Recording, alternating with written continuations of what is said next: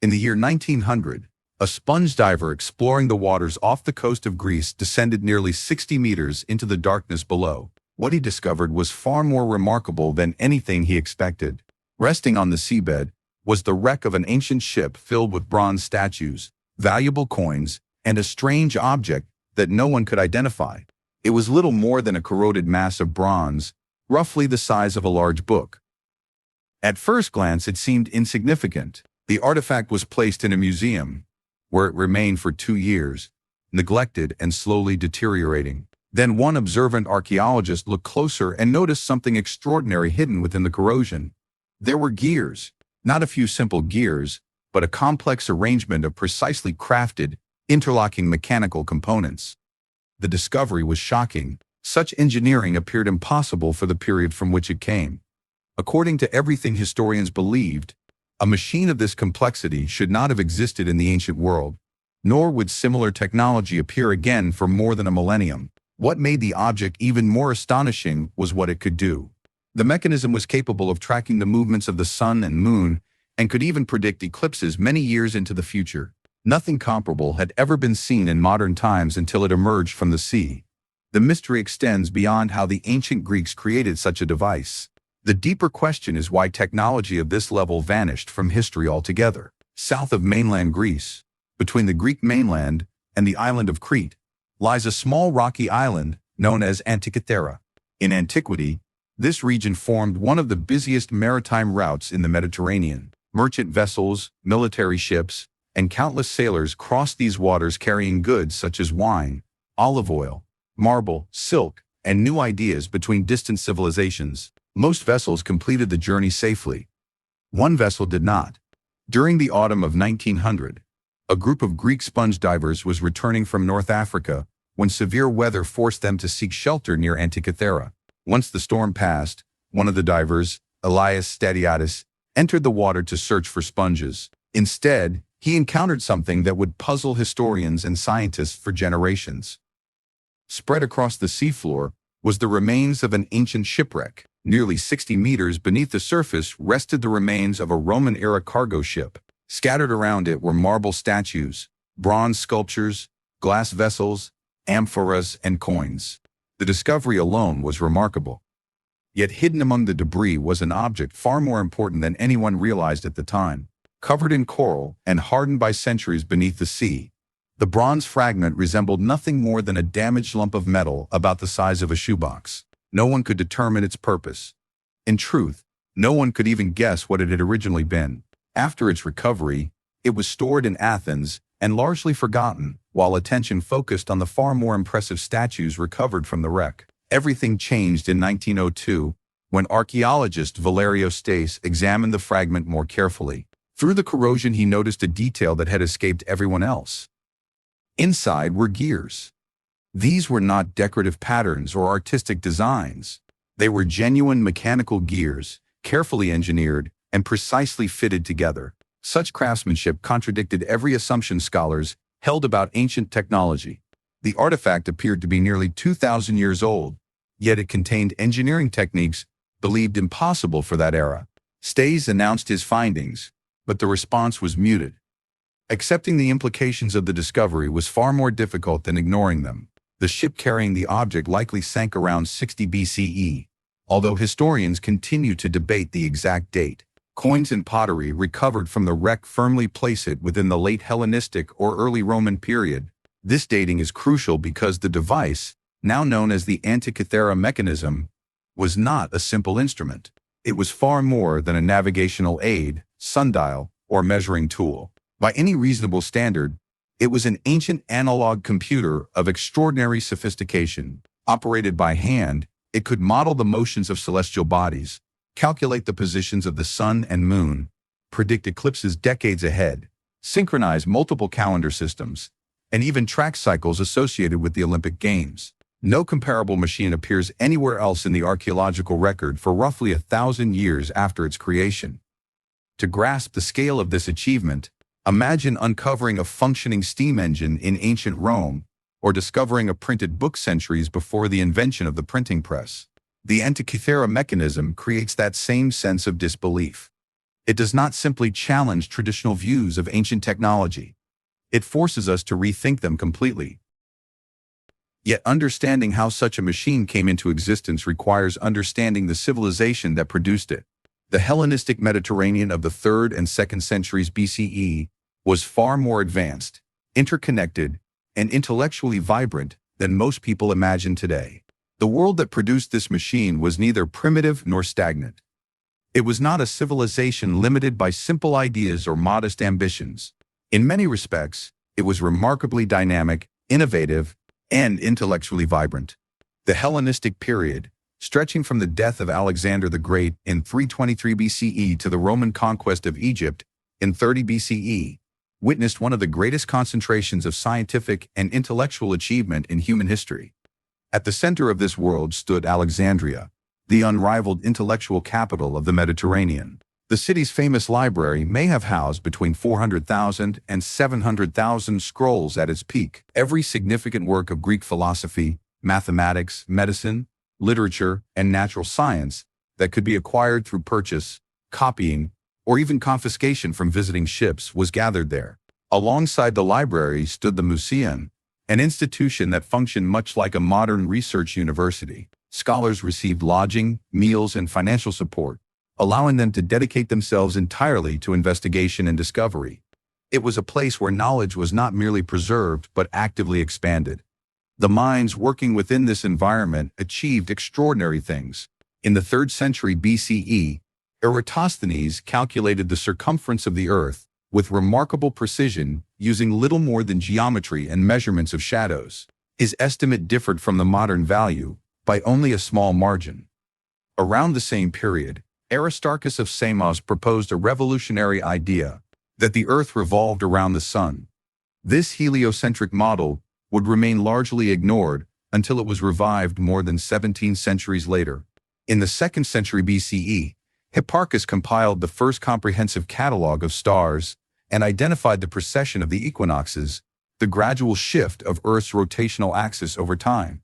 His mathematical models of lunar motion were so accurate that aspects of them continue to influence astronomical calculations today. These achievements were not the product of isolated geniuses working alone.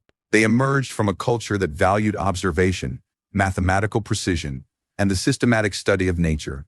Hellenistic astronomy was surprisingly empirical. Rather than relying solely on philosophy or speculation, scholars gathered data, recorded observations, and refined their theories through careful measurement. Their approach was practical as well as intellectual. The demands of everyday life required accurate astronomical knowledge.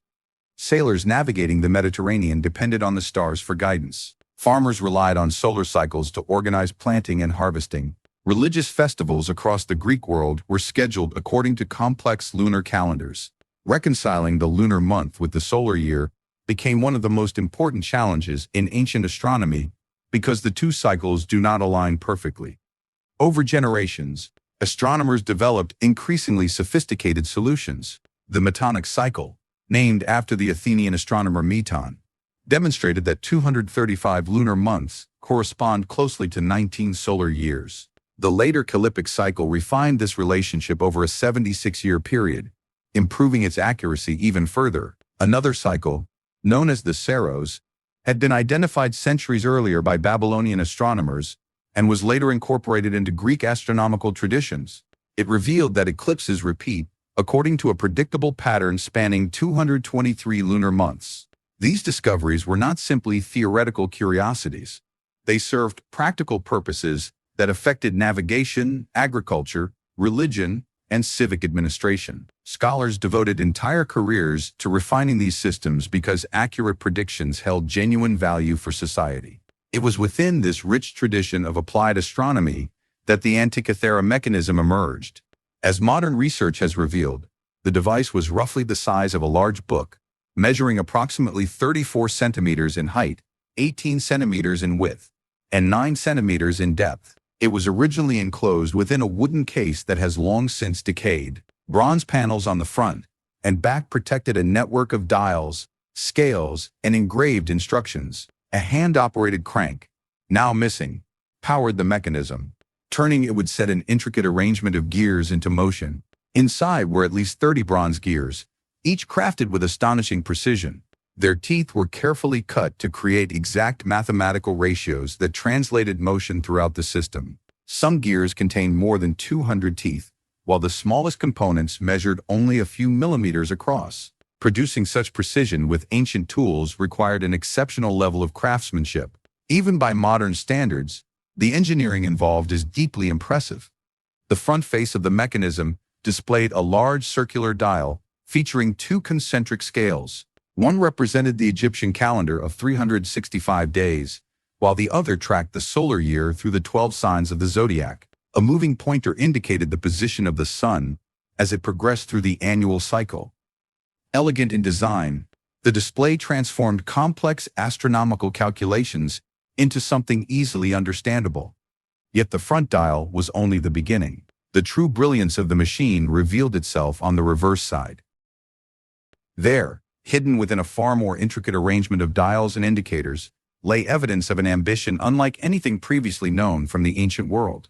It is on this side of the mechanism that its creators demonstrated just how advanced their understanding of astronomy, mathematics, and mechanical engineering had become.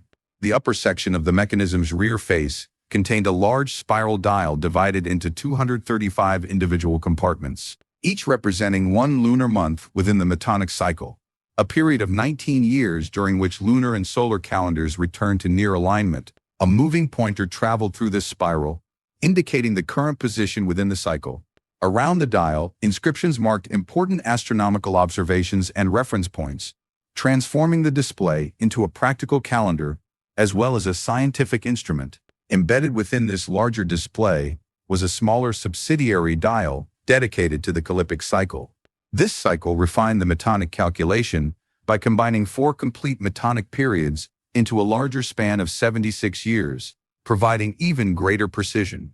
The presence of such a feature demonstrates that the creators of the mechanism were not merely preserving existing knowledge, but actively incorporating some of the most sophisticated astronomical refinements available in their age. Beneath the Metonic display sat another large spiral dial devoted to the Saros cycle, one of the most significant astronomical discoveries of the ancient world.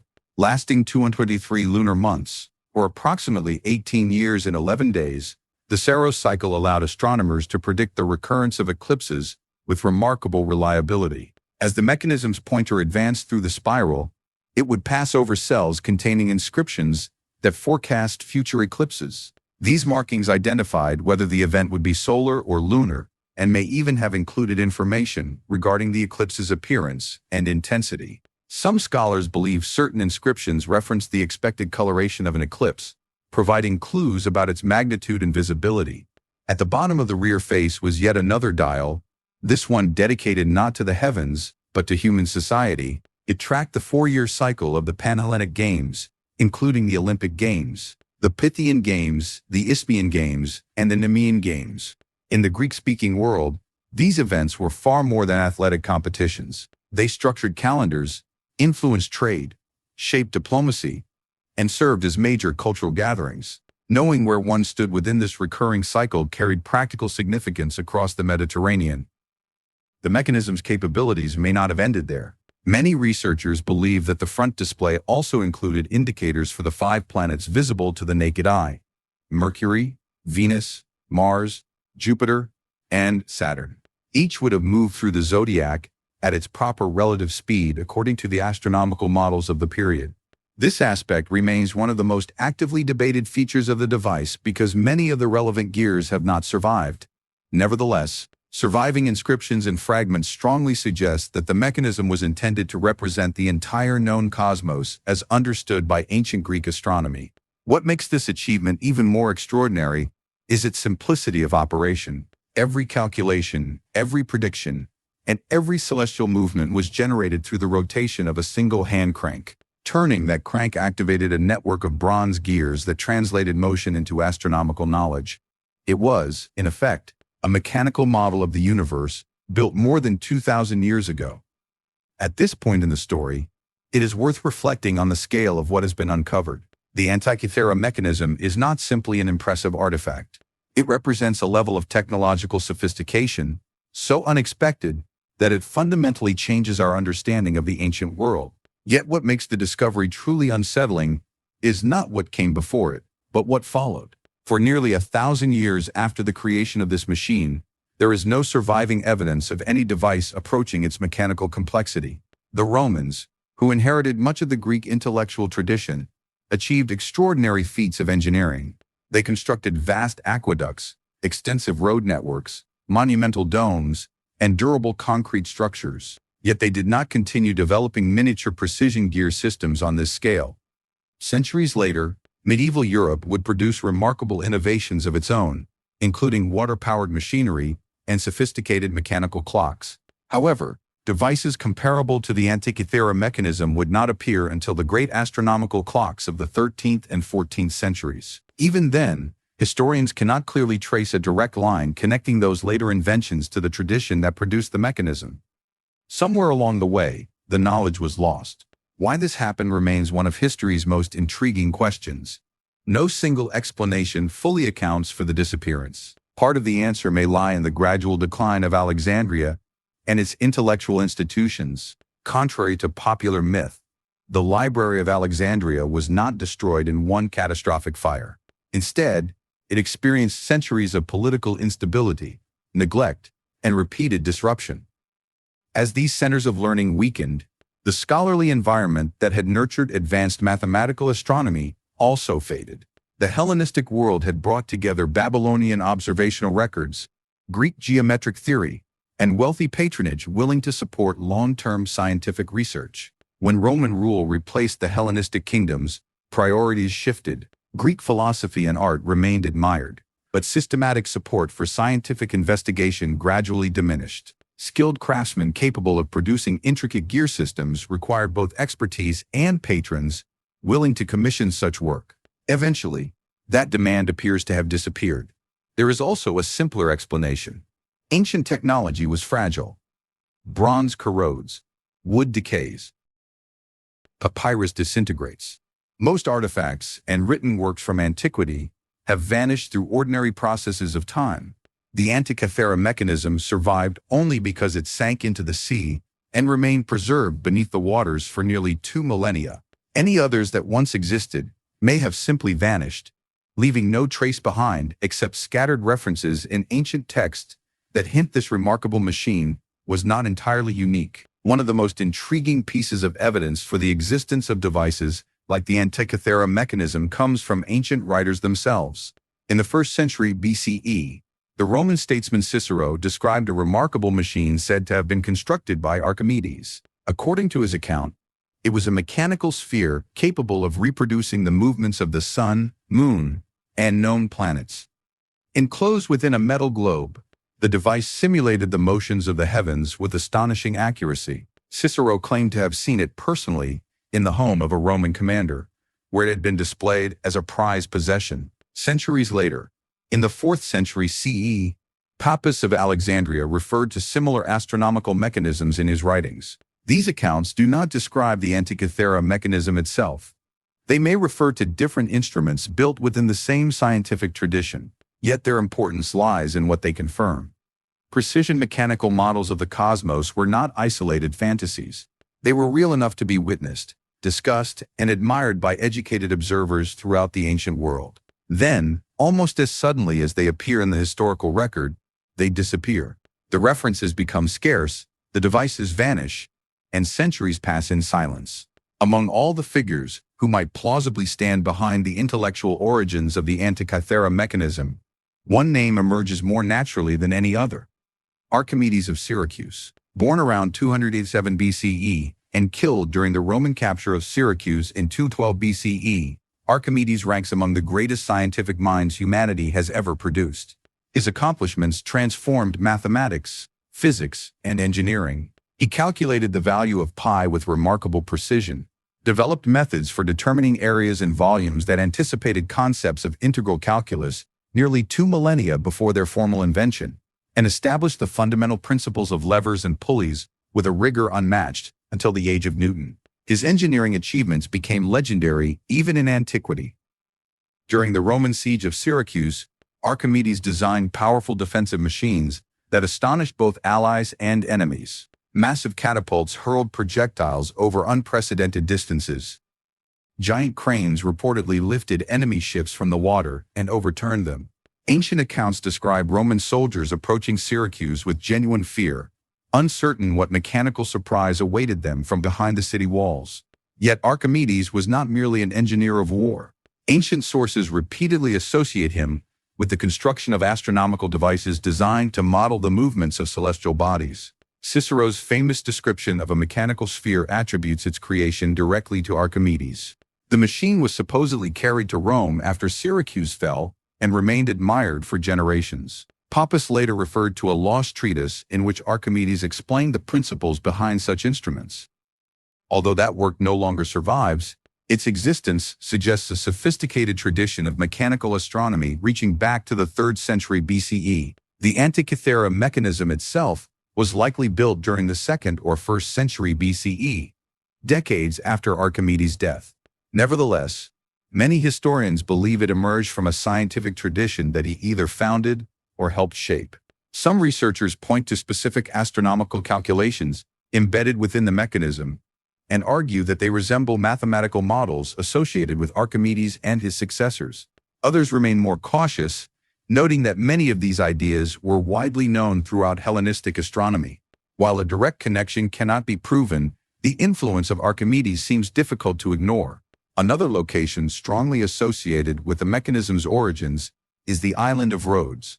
During the 2nd and 1st centuries BCE, Rhodes stood among the leading centers of scientific and astronomical study in the Mediterranean.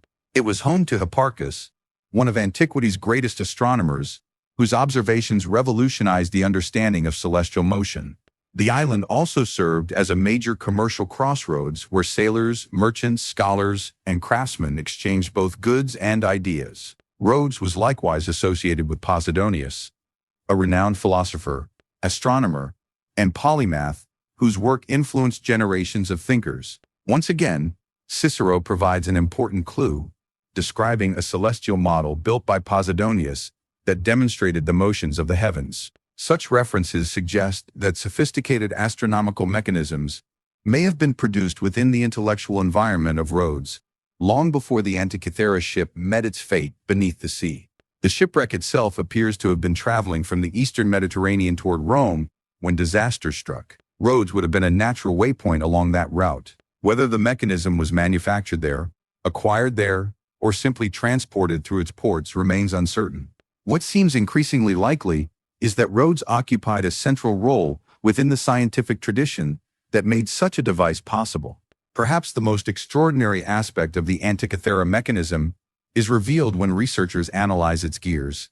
Each gear ratio corresponds to a specific astronomical cycle encoded directly into bronze. These relationships are not simple or approximate. They represent precise mathematical knowledge accumulated over generations. Ratios associated with the Metonic cycle, the Saros cycle, and other complex astronomical periods were translated into mechanical motion through carefully calculated gear arrangements. Such numbers could not have been guessed. They emerged from centuries of systematic observation. Babylonian astronomers spent generations recording the movements of the moon, planets, and stars, creating vast archives of astronomical data. Greek scholars inherited this knowledge, combined it with geometric reasoning, and transformed abstract calculations into physical machinery. The result was something unprecedented, a machine capable of expressing the mathematics of the heavens through the movement of gears. In that sense, every gear tooth inside the Antikythera mechanism represents more than engineering. It is a fragment of accumulated human knowledge. Each carefully cut tooth reflects an observation once made beneath a night sky, recorded by an observer, refined by mathematicians, and ultimately transformed into bronze. The mechanism is not merely a machine. It is a physical embodiment of centuries of curiosity, patience, and scientific ambition.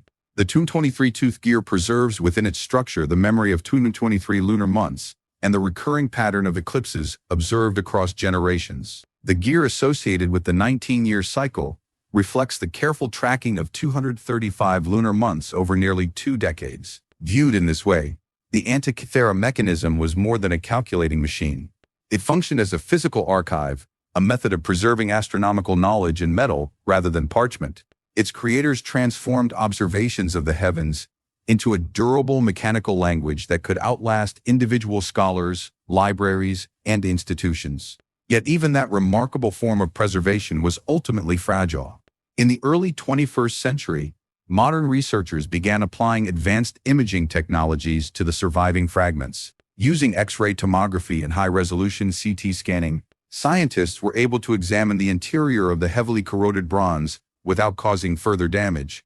The work carried out by the Antikythera Mechanism research project, an international collaboration involving Greek, British, American, and other scholars, revealed details that had remained hidden for nearly 2,000 years. What emerged from the scans was astonishing. Buried within the corrosion were inscriptions engraved directly onto the mechanism itself. Piece by piece, researchers reconstructed fragments of text that served as a kind of operating manual. These inscriptions explained the functions of the dials, described the astronomical cycles being displayed, and provided instructions for using the device. Much of the writing survives only in scattered fragments, but enough remains to identify the purpose of most major components. The rear cover appears to have contained a lengthy explanatory text, perhaps introducing the astronomical concepts represented by the mechanism. The front cover may have included descriptions of planetary motions and celestial theory. What is clear from the surviving evidence is that the instrument was intended for a knowledgeable user. The person operating it was expected to understand the principles behind its displays rather than simply turning a handle and observing the results. This was not a mystical artifact. It was not a sacred relic, nor a ceremonial object. While ancient science and religion often overlapped, the mechanism itself was fundamentally a scientific instrument. It was built to communicate knowledge and to be used by someone capable of appreciating the mathematical and astronomical ideas embedded within it. That realization raises an intriguing question. Who was the intended owner? The shipwreck discovered near Antikythera appears to have been a luxury cargo vessel carrying valuable goods across the Mediterranean. Among its cargo were bronze statues, artworks, and other objects likely destined for wealthy buyers. The mechanism fits naturally into that context. It may have been acquired by a wealthy Roman aristocrat eager to display his appreciation for Greek science and culture. During the final decades of the Roman Republic, Greek learning carried immense prestige. Educated Romans studied Greek philosophy, read Greek literature, and often traveled to centers of learning such as Athens and Rhodes. A device like the Antikythera Mechanism would have served as the ultimate symbol of intellectual sophistication. Displayed in a private library or study, it would have demonstrated both wealth and cultural refinement. Yet another possibility exists. The mechanism may have been a practical scientific tool intended for an astronomer, a calendar official, a scholar, or an advisor attached to a royal court. Its precise purpose remains unknown. No surviving document records its owner, its destination, or its intended use. At some point during its journey, disaster struck. Whether through a storm, navigational error, or the unpredictable dangers of Mediterranean travel, the ship was lost. It sank beneath the sea, carrying its remarkable cargo into darkness. And there it remained. The mechanism rested on the seafloor through the age of Augustus, through the centuries of Roman power, through the decline of the Western Empire, and through the rise of Byzantium. It remained hidden during the medieval period, through the Renaissance, and throughout the scientific revolution that would eventually transform humanity's understanding of the universe. While generations of clockmakers gradually rediscovered the principles of precision gearing, the ancient machine lay forgotten beneath the sea. Only in 1900, when a storm forced a group of sponge divers to seek shelter near a small island, did history begin to uncover its secret once again. The modern rediscovery of the Antikythera Mechanism also reveals something profound about human nature. When archaeologist Valerio Stace first reported the presence of gears within the artifact in 1902, many scholars reacted with skepticism.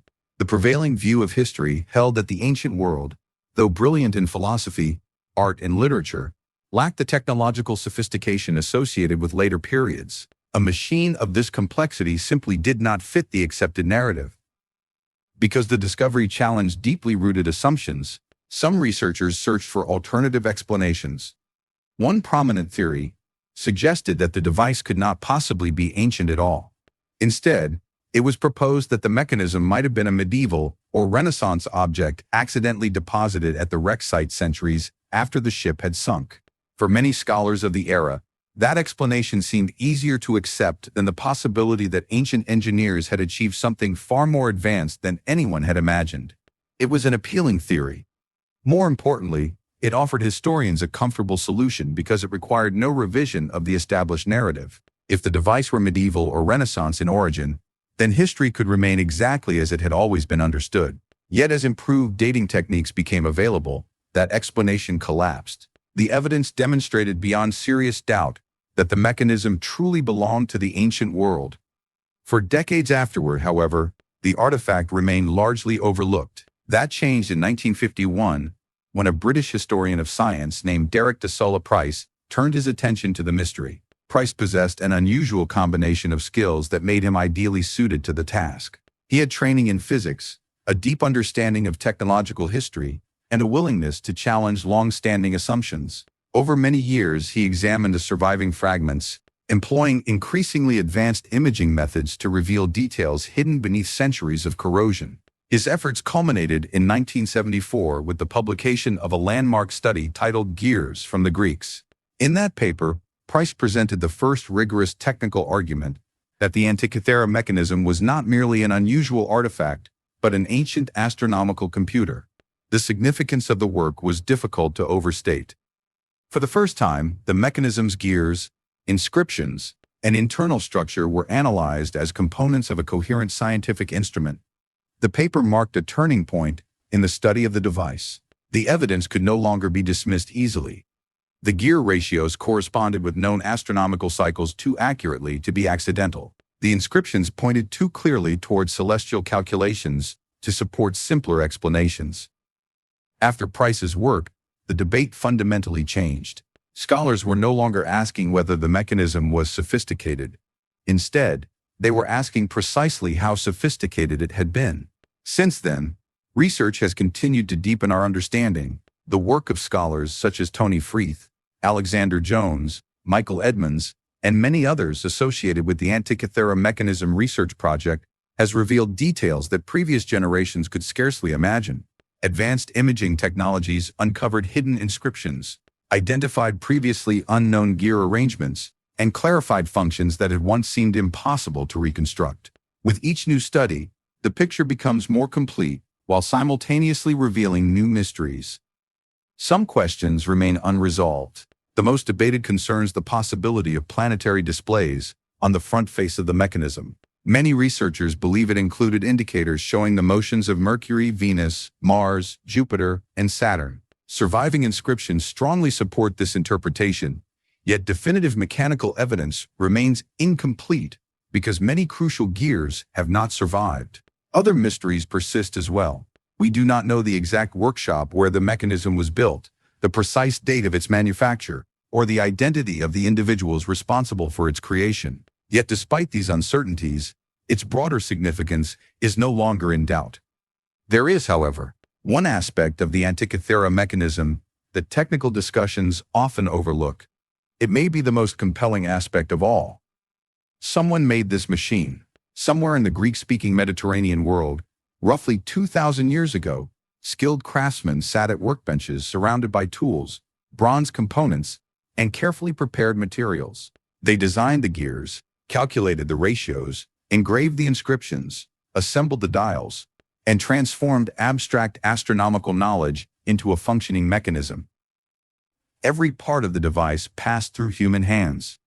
We know almost nothing about those people.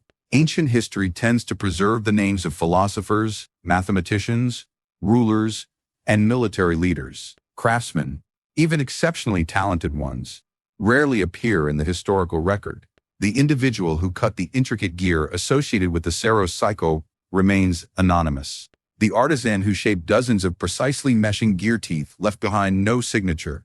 Their names, biographies, and personal stories disappeared long ago. What survives is their work. The expertise required to produce such a device could not have emerged suddenly. It must have developed through generations of accumulated experience. Masters taught apprentices. Techniques were refined, improved, and transmitted. Knowledge of measurement, metalworking, and mechanical design passed from one skilled worker to another. Over time, a tradition of remarkable sophistication emerged. That tradition has largely vanished from history. We do not know where it began. We do not know how widespread it was. We do not know who advanced it or how many similar instruments once existed. Yet the mechanism itself proves beyond doubt that such a tradition existed. It stands as physical evidence of a level of craftsmanship that history had almost forgotten. There is something profoundly moving about that realization. Most human lives pass without leaving a permanent record. Generations of people work, create, struggle, and disappear without their names surviving the centuries. Yet occasionally an individual achieves such mastery that the object they create outlives entire civilizations. The hands that built the Antikythera Mechanism are gone. The names of those craftsmen are gone. Their workshops have vanished, their cities have changed, and their world has long since passed away, yet the machine remains. Preserved in a museum in Athens, it continues to speak across 2 millennia. Ultimately, the Antikythera Mechanism forces us to reconsider not only the ancient world, but also the stories we tell about history itself. One of the most persistent assumptions in modern culture is the belief in simple linear progress. According to this view, humanity advances steadily from ignorance toward knowledge, from primitive technologies toward increasingly sophisticated ones.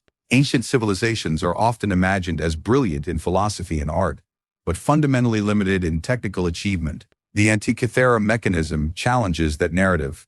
It reminds us that knowledge can be lost as well as gained, that sophistication can appear unexpectedly and disappear just as suddenly. History is not always a straight path forward. Sometimes it is a landscape of forgotten peaks, and occasionally we uncover one rising unexpectedly from the depths of the sea. The familiar story of history presents the Renaissance as a rebirth, the scientific revolution as a decisive leap forward, and the modern world as the culmination of a long journey from ignorance to knowledge. The Antikythera Mechanism refuses to fit comfortably within that narrative. It suggests that technological progress is not always linear. Civilizations can achieve extraordinary breakthroughs and still lose them when the institutions, patronage, and intellectual cultures that sustain them disappear. The Hellenistic world produced remarkable centers of learning, yet within a few centuries the tradition that created the mechanism had largely faded from view. Knowledge was not destroyed in a single catastrophe. It was gradually dispersed, neglected, and forgotten. That realization raises an unsettling question. What knowledge or skills might our own age be losing without fully recognizing it?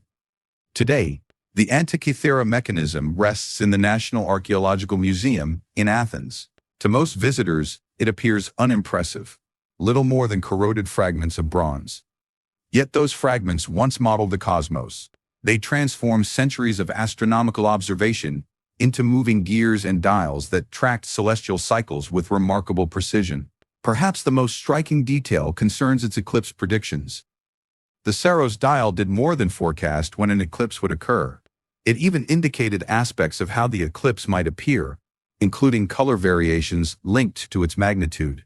This was information intended for an observer standing beneath the sky. It reflects a worldview grounded not in fear or superstition, but in careful observation and understanding. The mechanism embodied a profound idea that the universe operates according to patterns that human beings can discover, predict, and comprehend. That is science in its purest form. At its foundation, science is the effort to observe the universe, identify patterns within it, and transform those patterns into understanding. The intellectual tradition that produced the Antikythera Mechanism, the same tradition that enabled Aristarchus to propose a sun-centered cosmos, that allowed Hipparchus to discover the precession of the equinoxes, and that gave Eratosthenes the tools to measure the circumference of the Earth, did not disappear because its conclusions were flawed. It vanished because the social and cultural framework that sustained it changed. The knowledge was real. The accomplishments were real. And the loss was real as well. What disappeared was not merely a machine or a collection of techniques. What faded was an entire way of engaging with the world. It was a tradition built upon disciplined observation, intellectual humility, and a commitment to understanding nature through evidence. Maintaining such a tradition is more difficult than it appears. It depends on a delicate network of institutions, teachers, students, patrons, craftsmen, resources, and stability. Remove enough of those supports, and even the most remarkable achievements can become vulnerable. The survival of the Antikythera mechanism itself feels almost miraculous. Its existence in the modern world is the result of an extraordinary chain of coincidences. A ship sinks. Centuries pass. A storm alters the course of a group of sponge divers. One diver descends into the depths and discovers something unexpected. Among statues and cargo rests a corroded mass of bronze that should have been dismissed as insignificant. Instead, it survives. The knowledge embedded within the device did not survive so easily. Much of it had to be reconstructed from the artifact itself. For more than a century, historians, engineers, astronomers, and archaeologists worked together to decode the meaning of its gears, inscriptions, and dials. Using technologies unimaginable to its creators, modern researchers slowly recovered ideas that had been hidden beneath corrosion for 2,000 years. There is something deeply moving about that process. Across an immense gulf of time, human beings were once again reading words engraved by ancient hands. They were rediscovering concepts recorded by scholars who lived before the Roman Empire reached its height. The chain of understanding had been broken, but not permanently. Human curiosity bridged the gap, because the capacity for understanding does not truly vanish. Sometimes it merely waits. Even today, the waters surrounding Antikythera continue to hold unanswered questions. Modern archaeological surveys have identified additional artifacts scattered across the seabed. The underwater landscape has shifted repeatedly since the first discoveries were made in 1900, and contemporary excavation methods are far more precise than those available to earlier generations. It remains entirely possible that additional fragments of the mechanism lie buried beneath layers of sediment. There may be objects connected to its construction, clues regarding its origins, or evidence that reveals more about the people who created it. The sea rarely surrenders its secrets quickly. Often it reveals them only in fragments. Yet what has already emerged from the depths is sufficient to transform our understanding of history. The Antikythera mechanism is not simply another artifact added to a museum collection. It challenges some of the most comfortable assumptions we hold about civilization itself. Rather than presenting history as a straightforward progression from ignorance to enlightenment, it suggests a far more complicated reality. Human knowledge advances, retreats, fragments, and sometimes disappears altogether. Great achievements are not guaranteed to endure. History is not a smooth ascent.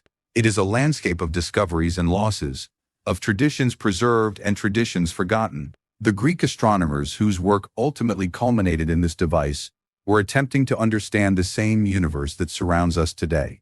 The craftsmen who transformed mathematical theory into bronze gears possess the same capacity for ingenuity and precision that drives modern engineering. The merchants who transported the mechanism across the Mediterranean participated in networks of trade, communication, and cultural exchange that in many respects resemble those of our own interconnected world. The distance between their lives and ours is smaller than we often imagine. They confronted uncertainty. They pursued knowledge. They built institutions. They watched those institutions flourish and decline. In that sense, their experience remains profoundly familiar. The Antikythera mechanism therefore stands as more than a technological achievement. It is a message carried across 2 millennia. Not a mystical message, not evidence of lost super-civilizations or hidden powers. Instead, it is something far more meaningful. It is a testament to what human beings can accomplish when curiosity is combined with patience, observation, and skill. For 2,000 years, the mechanism rested in darkness.